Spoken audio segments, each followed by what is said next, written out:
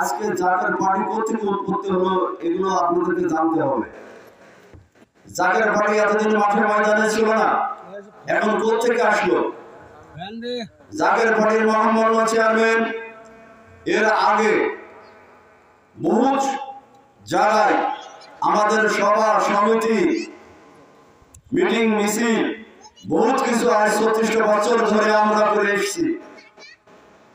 এই পবিত্র নেতার হুকুম এতদিন ছিল না, তাই আমরা মাঠে ময়দানে বাস্তবায়ন করতে পারি নাই। এই পবিত্র নেতার হুকুম এখন অনুষ্ঠিত হচ্ছে, তাই আমরা সমস্ত নেতা কর্মী মাঠে ময়দানে আজকে ঝাঁপিয়ে পড়েছি। অর্থাৎ আমার পবিত্র নেতা এমন নেতা, এই নেতা কলঙ্কমুক্ত, এই নেতার কোনোদিন কোনো কালো দাবি দাগ দিতে পারে নাই।